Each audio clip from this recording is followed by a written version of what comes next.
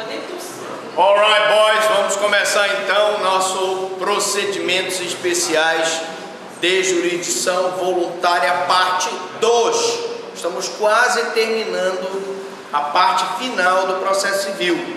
Temos aí mais o procedimento 2, o procedimento 3 e o procedimento 4. Depois termina o programa de procedimentos especiais de jurisdição voluntária. Então, sem mais delongas, vamos lá. Nós estávamos falando das modalidades de testamento, né?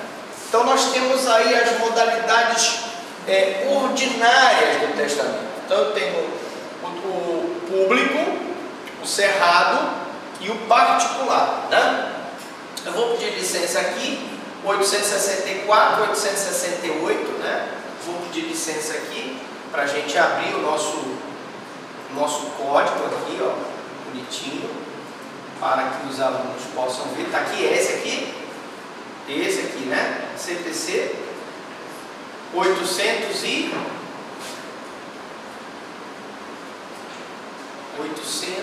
deixa eu dar um ponto aqui, porque parece que não está funcionando o nosso querido teclado. Vamos lá, está sem funcionar. Então, mas vamos para ele aqui, 864, né? Aí, 700, 884, não, 864, né?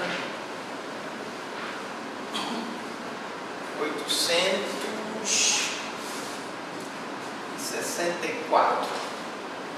Chegou? Não. Pronto. 67. Está aqui. 864, né? Deixa eu ver se é mesmo, né? Comprovando aqui. 1864. 1800, né? É o Código Civil, não é o Código de Processo. Código Civil, 1800, hein? 1864, 1700, né? 1864, porque a parte de sucessões, ela é a parte final do Código Civil, não é isso? Então vamos lá. Está em curatela, beleza, papapá. Diz sucessões, está aqui. 1864, tá? 1798,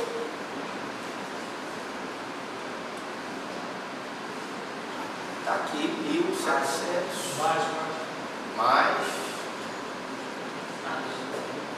1860,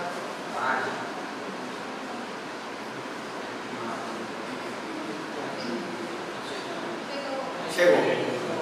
Então tá aí, 1864. São os requisitos essenciais do testamento público. Então vamos lá, vamos dar uma olhadinha aqui.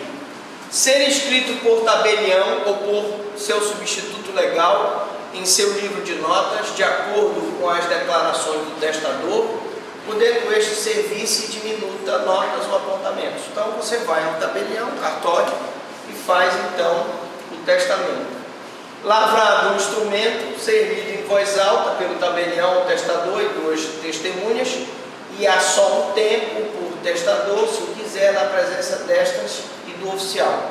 Ser o instrumento em seguida a leitura assinado pelo testador, pelas testemunhas e pelo tabelião. Parágrafo 1. O testamento público pode ser escrito manualmente ou mecanicamente, bem como ser feito pela inserção da declaração da vontade entre partes impressas de livros de notas, desde que rubricadas todas as páginas pelo testador, se mais de uma, né? Bom, aqui nós estamos mostrando para vocês o Código Civil, porque na verdade o testamento público, que é o objeto aqui, na verdade a gente está falando do testamento público, e logo em seguida a gente vê o 68, que é o testamento cerrado, né?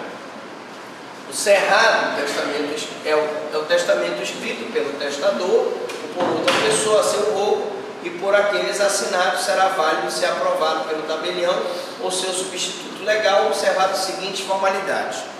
É necessário no testamento público e no testamento cerrado o preenchimento dessas formalidades aqui para validade do testamento. Então, que o testador o entregue ao tabelião em presença de duas testemunhas, que o testador declare que aquele ou o seu testamento e quer que seja aprovado, que o tabelião lave desde logo o auto de aprovação na presença de duas testemunhas e o leia em seguida ao testador e testemunhas.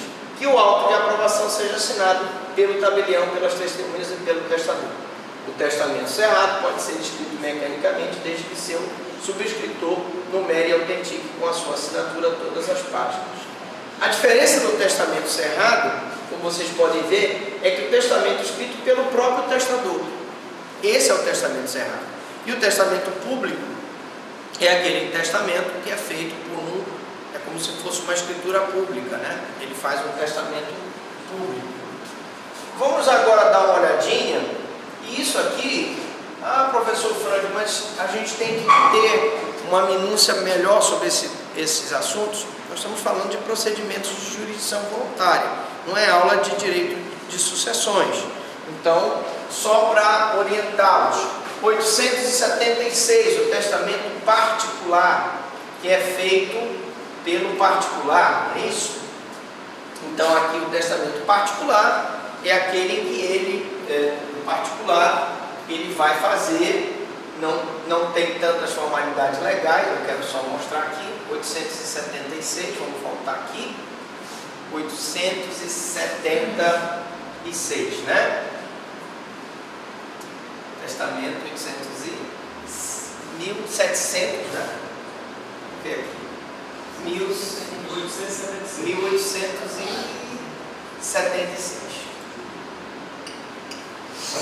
71, 76. Pronto. O testamento particular pode ser escrito de próprio punho ou mediante processo mecânico. Se o escrito for do próprio punho, são requisitos essenciais da sua validade, seja lido e assinado por quem o escreveu, na presença de pelo menos 3 testemunhas que o devam subscrever. Se elaborar um processo mecânico, não pode conter rasuras ou espaços em branco, devendo ser assinado pelo testador, depois de ter lido na presença de pelo menos 3 testemunhas que o subscreverão. Então nós temos aí uns exemplos de testamento privado. Nós não vamos, como eu disse, entrar nessa aula no mérito do testamento privado, do cerrado, do particular, dos testamentos especiais, que é o testamento aeronáutico, ou o testamento marítimo, ou o testamento militar, porque isso aqui não é uma aula de sucessões, não é uma aula de testamento, é uma aula de procedimentos especiais de jurisdição voluntária. Vamos falar um pouco do codicilo, até porque eu soube que é um professor que passou um trabalho sobre o codicilo, né? E o pessoal está querendo saber o que é o codicilo. O codicilo é o testamento informal. Ele está previsto no artigo 1881. Toda pessoa capaz de testar poderá, mediante escrito particular seu, datado e assinado, fazer disposições especiais sobre seu enterro, sobre as esmolas de pouca monta e etc. Ora, professor Franklin, qual a diferença, hoje me foi perguntado, do testamento particular do codicilo? É porque o testamento particular, na verdade, a pessoa vai testar sobre as disposições de última vontade relacionadas à partilha dos bens que ele tem, a legítima que ele tem, dos bens que ele pode dispor. Ele não vai poder dispor dos bens da meeira, mas ele vai poder dispor dos bens da legítima. Então ele pode muito bem dizer que aquele carro que ele comprou, aquela Ferrari, vai ficar com o filho do Joãozinho. Ele pode dizer que a Mercedes vai ficar com a Elinha. Ele pode dizer que o barco ele vai dar para o mordomo. Então ele vai dispor no testamento particular, fazendo a divisão dos bens. Aqui não, aqui nós temos o codicilo, que são disposições especiais sobre o seu enterro. Ele quer ser cremado ou ele quer ser enterrado junto com o pai dele? Ele quer dar esmola de pouca monta conta a certas e determinadas pessoas, ele vai dar, por exemplo, o anel de formatura dele para o caseiro dele lá de Salinas, por exemplo, ou ele vai dar, por exemplo, aquela joia para a cozinheira, uma joia, né, pertenceu à avó dele, para uma cozinheira que cozinhou durante muitos anos na vida dele, ou indeterminadamente aos pobres de certo lugar. Ele pode doar determinados bens para pessoas pobres, certo? Assim como legar móveis, roupas e joias. Então aqui o codicilo seria uma espécie de mini testamento sobre móveis, roupas. Por exemplo, ele quer, quando ele morrer, que as roupas dele sejam doadas para o irmão caçula, que parecia com ele, que tinha o mesmo tamanho dele, já que o irmão mais velho era maior, era um pedação. Se o cara é pequeno, não pode doar para o pedação, né? De pouco valor de seu uso pessoal. Então ele vai doar, né? Geralmente você não vai, evidentemente, doar, aí não vai dispor, não vai doar a cueca do gordo, né? Tal, porque não fica bem doar as coisas íntimas, como cueca, calcinha, essas coisas não se faz. Mas uma joia, um relógio é bom sempre fazer um codicilo. Bom, finalidade do procedimento, né? Primeiro, conhecer a vontade do testador. Então, o testamento, seja ele particular, seja ele público, seja ele cerrado, ele tem como objetivo conhecer a vontade do testador, tá bom? Verificar a regularidade e a autenticidade do testamento particular, né? E aí, para isso, eu tenho que ter todas aquelas formalidades que nós vimos, rubricar as páginas, ser na presença de 3 testemunhas, quando for um testamento particular. Mesmo o público, lavrado em escritura pública, ele tem as formalidades legais. As formalidades legais têm que ser observadas sob pena de anulação daquele testamento e determinar a sua execução. Eu vou ter uma pessoa, que é o testador, que vai ser aquela pessoa que vai dar a execução àquele testamento. Se ele deixou aqueles bens para determinadas pessoas, se ele deixou aquele codicilo dizendo que ele queria ser cremado, o testador vai ser aquela pessoa que vai dar execução àquelas últimas vontades. Outros aspectos, não se discute, por exemplo, questão de autoindagação. No codicilo, se ele é um empresário riquíssimo, dono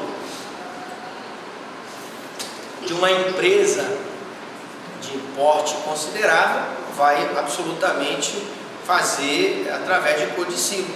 Não vai fazer. Não é através do codicilo. Ele vai fazer um testamento público. Existe um procedimento adequado para cada modalidade de testamento. Vocês viram pela pequena leitura que nós fizemos, e eu não gosto, fica muito chato, nós ficarmos só lendo o artigo do Código Civil, mas pela pequena leitura vocês puderam observar que nós temos aí para cada testamento um procedimento específico para que haja o testamento. Vamos falar agora da herança jacente, né? Prevista no artigo 1142 até o 1158. O que é herança jacente? Revela uma situação de fato que ocorre a declaração da herança, mas não existe quem se intitule herdeiro. Eu vou contar aqui uma história interessante. Nós fizemos uma viagem para Miami, lá eles fazem um passeio em que eles passam por aquelas mansões, né? E numa daquelas mansões o guia explica que uma das maiores mansões que tem lá, em mais de 20 quartos, ela pertence a um casal que é dono de uma empresa de cosméticos. Esse casal já está idoso, eles não têm filhos, não têm parentes próximos e, portanto, se eles vierem a falecer sem ter pelo menos adotado uma criança, eles então nós vamos ter o que nós chamamos de herança jacente. Eu tenho uma situação de fato em que ocorre a declaração de herança, mas não existe quem se intitule herdeiro. Então, nessa situação, eu vou ter a herança jacente. A finalidade finalidade do procedimento é preparar a transferência dos bens vagos para o patrimônio público. Que são bens vagos. Se a herança não pertence a ninguém, se não tem um herdeiro determinado, aqueles bens não tem a quem ser entregues. E aí eles se chamam bens vagos. E aqueles bens vagos, eles serão, então, encaminhados para quem? Para o poder público. Então, é o município que vai se encarregar de vender aqueles bens, apurar o recurso, e aquele recurso será incorporado ao município. Então, aí temos aí os bens públicos. Forma de instauração. Eu tenho forma de instauração de ofício pelo juiz, né? Então a herança jacente, se o juiz verifica que uma pessoa morre e não deixa herdeiros, ele vai instaurar de ofício.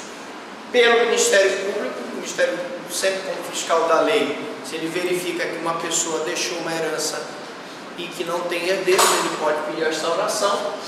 Pela Fazenda Pública, uma das principais interessadas, porque afinal de contas é ela que vai arrecadar aqueles bens, vai vender, e aquele dinheiro vai reverter em favor dela.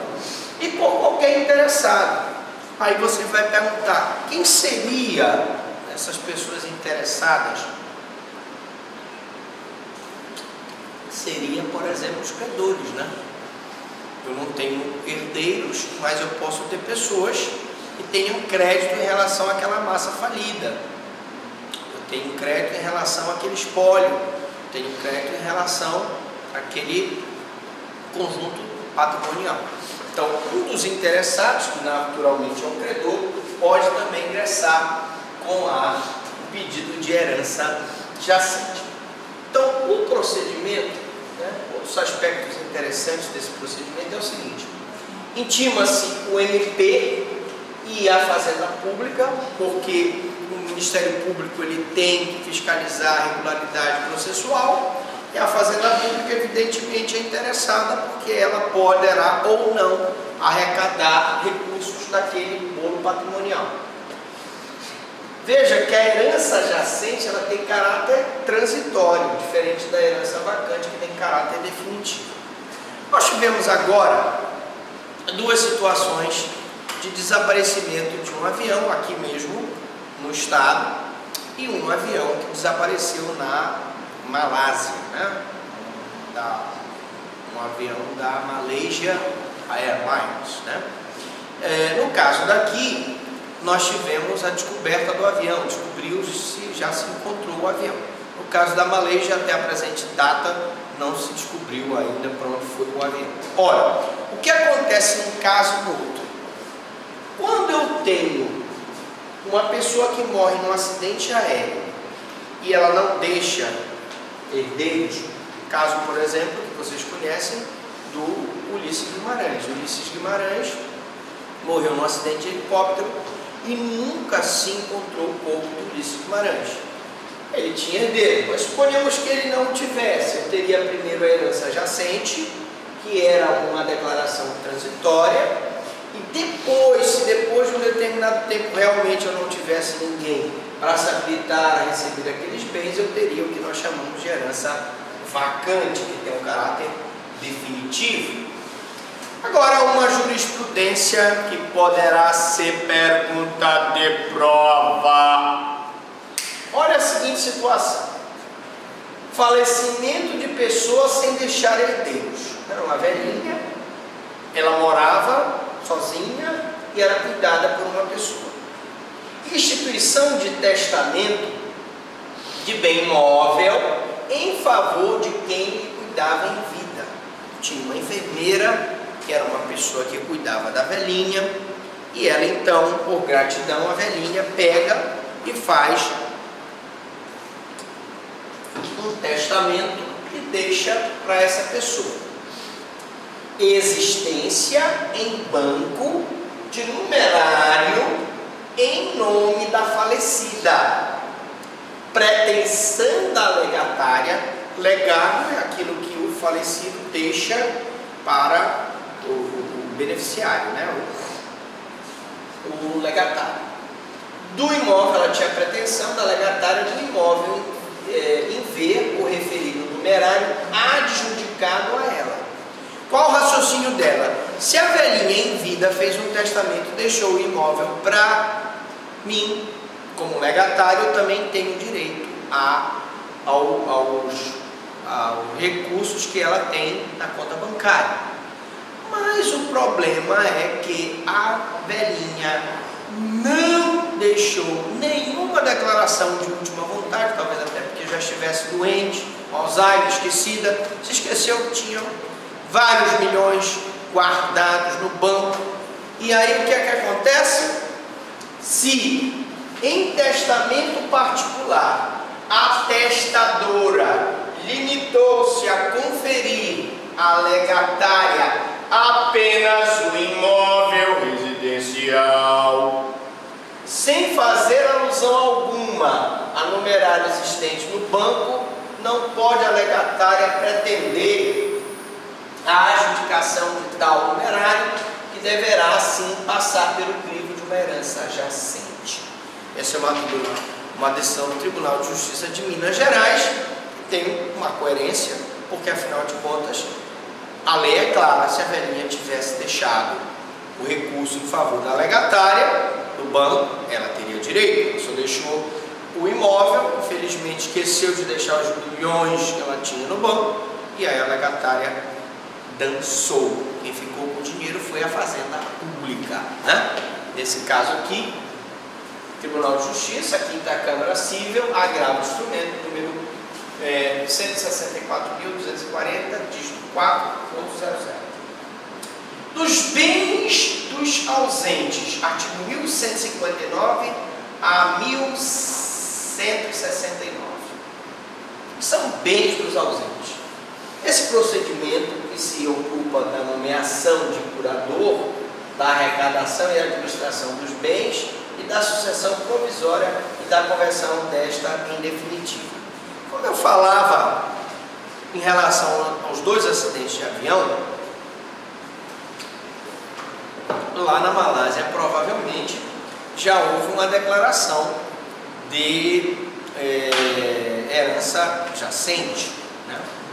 E então é nomeado um curador que vai fazer a arrecadação daqueles bens que foram deixados, né, em favor de herdeiros, ou aqueles bens que são vagos porque não têm herdeiros.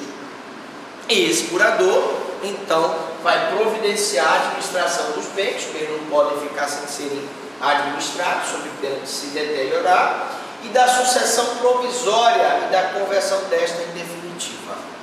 Então, primeiro eu abro uma sucessão provisória, temos um avião que está desaparecido, tudo indica que o avião caiu no mar, mas existe a hipótese do Talibã ter sequestrado o avião, e esse avião está em Cabul, no Afeganistão. Não é isso? Mas, na verdade, não se sabe. Então eu vou primeiro abrir uma sucessão provisória, depois a definitiva. E o que é o ausente? O ausente é a pessoa que desaparece de seu domicílio sem que dela haja notícia e sem que tenha se deixado procurador. Ele pode desaparecer do domicílio. Se ele deixar um procurador, tecnicamente ele não é ausente. O procurador vai tomar conta dos bens dele. Mas se ele desaparece do domicílio e não providencia, não deixa um procurador e desaparece, ele é um ausente. O Ulisses Guimarães, ele foi declarado ausente. Primeiro se abriu uma sucessão provisória e depois se abriu uma sucessão definitiva, né? A ausência, ocorrendo a ausência, o juiz, a requerimento de qualquer interessado, o MP, declarará a ausência, nomeando o curador e mandará arrecadar os bens. No caso de uma pessoa já idosa, geralmente ou é o meeiro, que fica na administração dos bens, ou o filho mais velho, que vai administrar esses bens. E, consequentemente, a abertura de sucessão provisória, não comparecendo ausente, né, seu procurador representante, os interessados podem requerer a abertura de sucessão provisória quando convier. Então você, claro, não vai abrir logo uma sucessão definitiva, pode ser que o o ausente venha a aparecer. Nós temos aí exemplos como o filme do Náufrago, né? O filme do Náufrago é uma ficção em que o cidadão desaparece no naufrágio, fica muitos anos na ilha, é declarado como ausente, abre-se inclusive a sucessão definitiva, mas ele então reaparece a mulher, inclusive já tinha casado com outra pessoa. Mas eu tenho uma história verídica de um japonês, até contei isso para vocês, durante a Segunda Guerra Mundial, ele acabou ficando numa ilha. Como ele ficou isolado do mundo, pensava que a guerra continuava, e só depois de muitos anos é que ele foi capturado e informado que a guerra já tinha terminado há muitos e muitos anos. Ora, nesse caso, eu tenho uma sucessão provisória e depois uma sucessão definitiva, né? Então a sucessão provisória converte-se em definitiva. Quando? Primeiro requisito, certeza da morte do ausente. Se eu não tiver a certeza da morte dele, eu não posso declarar a sucessão definitiva. E a certeza da morte se dá depois de um longo tempo que ele não aparece. 10 anos depois de passar em julgado a sentença de abertura da sucessão provisória. 10 anos depois de passar em julgado a sentença da sucessão provisória, eu posso então, por presunção, abrir a sucessão definitiva, né? Quando o ausente contar 80 anos de idade e decorrerem 5 anos das últimas notícias dele, eu também poderei abrir a sucessão definitiva. Já está com 80 anos, desaparece. No caso do Ulisses Guimarães, eu não me lembro quantos anos o Ulisses tinha, tu lembras? Estava com quase 80, né? Nesse caso dele, depois de 10 anos da sucessão provisória, eu abri, então houve a possibilidade da abertura da sucessão definitiva. Das coisas vagas. Que são coisas vagas? Conceito de coisas vagas.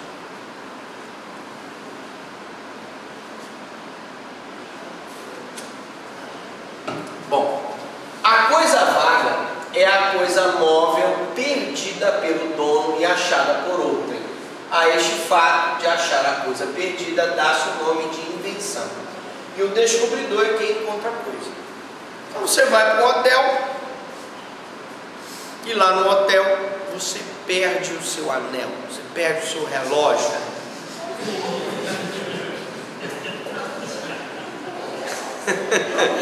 Você vai para um hotel, você perde o seu anel. Você vai para um baladão, você perde o seu cordão.